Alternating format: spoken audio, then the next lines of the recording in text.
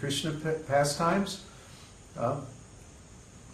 when Krishna defeated this one asura who had 10,000 captured princesses, he married all these 10,000 girls at one time.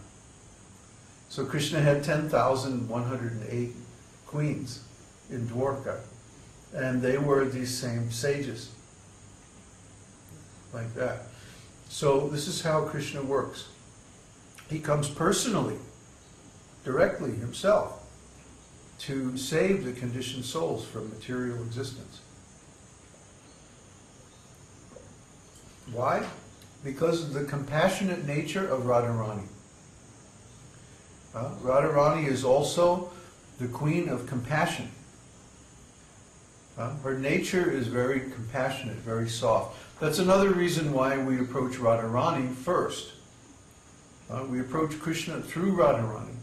Because if Radharāṇī says, oh Krishna, there's this conditioned soul and he really wants to come and serve you, please release him from the material world. And Krishna is certain to do it.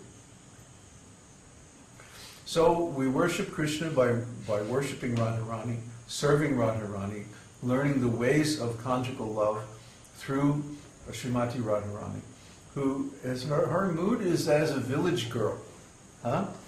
She's a simple village girl, and she loves to enjoy life, and she has very strong love for Krishna. Constitutionally, she's Krishna's lover. So she looks like Krishna, except she's golden. And when you see them together, sometimes you wonder, oh, which one is who? The only way you can tell is by the color. And even sometimes then it's tricky. It gets too intimate. So we don't want to talk about the intimate pastimes of the Lord in a public program because it's not appropriate. But among our close devotees and disciples, we do talk about these things because they're important for our self-realization.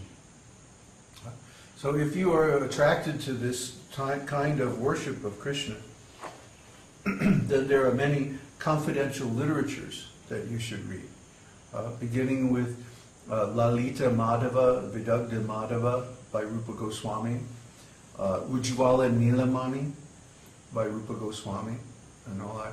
But first, of course, you should read Śrīmad Bhagavatam, the 10th canto, and Chaitanya Charitamrita, which discusses all these topics in detail, at least the principles of them. And then once you understand all these things, you can go into the confidential conjugal pastimes of the Lord, and then you won't misunderstand. The greatest danger is that someone will hear about the conjugal pastimes of Radha and Krishna and consider them material. This is very dangerous. Actually, the material conjugal love in this world is simply a perverted reflection of the actual conjugal love in the spiritual world. In this world, the things that are considered very degrading, very sinful, and nasty are the reflections of the highest things in the spiritual world.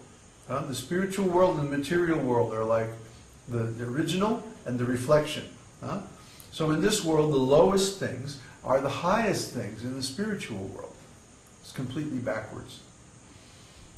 So we should understand these things properly, not speculate on them. That's our understanding of Śrīmatī Rādhārāṇī. So are there any questions? Questions. How many people are logged in? Bruce, Laura, Luciano, Peter, and Slavia. Kind of a small group today. Not yet. No questions. The lowest things here are the highest things there. Right. I can seem really low. I mean, I'm going, how can that? So I won't speculate. Let that go and get to it. Well, let me give you a small example. Connor's question is, the lowest things in the material world are the highest things in the spiritual world, so, you know, that's, how low can you go? Or how high can you go? Well, for example, in the spiritual world, Radha and Krishna aren't married. Radha is married to somebody else, Abhimanyu. But still, every night she sneaks off and meets Krishna in the forest, and they have conjugal pastimes. Shocking. Why? Why aren't Radha and Krishna married? In fact, there was even, who was it? One group of sadhus sent a delegation to Rupa Goswami, saying that you must write a book about the marriage of Radha and Krishna. Otherwise, everyone is going to think that Krishna is immoral. And you run into this argument in India now. Sometimes people will say, oh no, we don't worship Krishna because Krishna is immoral. He's dancing with other men's wives in the forest. So, you know, we don't like this. But they don't understand that Krishna's pastimes are transcendental. Krishna is the supreme enjoyer. So if he wants to dance with anybody, it's no problem. Everything belongs to him. He created it. So if he wants to enjoy one of the living entities in this world or another world, it's his business. He can do that, and nobody can say anything, because he's all-powerful. But the fact is that this, what's it called? Parakiya, this unmarried love, or affairs, loving affairs, not a marriage. Marriage is called svakiya rasa. Svakiya means with approval, or with, according to the laws, right? Svakiya. And parakiya means actually above the laws. So this parakiya rasa is more sweet because of the element of forbidden. Dangerous. Yes, yeah. It makes it more spicy. Yeah. This is the science of rasa.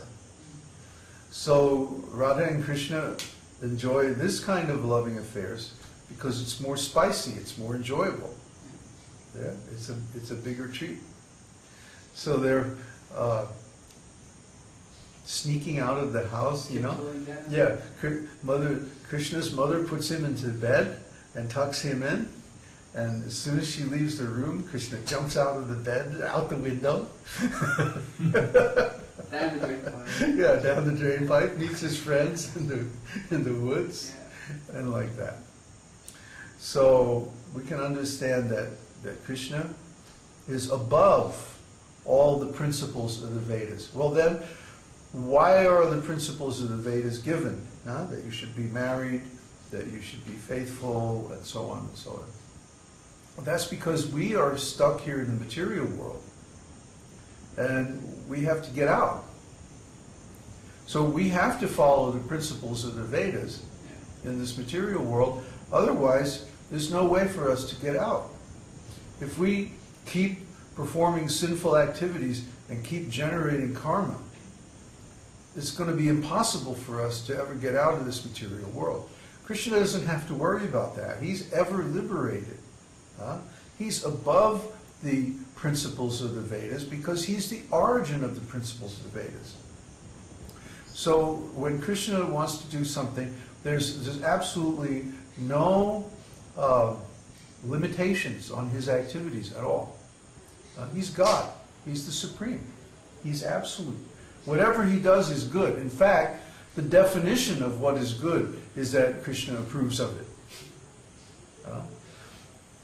And in his pastimes as a great king in Dwarka, he shows the perfection of all the Vedic principles. He marries so many wives, he takes care of them, has children by them, he performs so many material welfare activities, and so on and so on. So he gives the example of the proper Vedic lifestyle. But in his confidential pastimes in Vrindavan, he also shows that he is the absolute supreme Lord who can do anything that he wants. This is Krishna. So we shouldn't begrudge Krishna his complete freedom to do whatever he likes. But at the same time, we should follow the rules set down in the Vedas because those are for our benefit. We're not above the law. Krishna is, but we're not.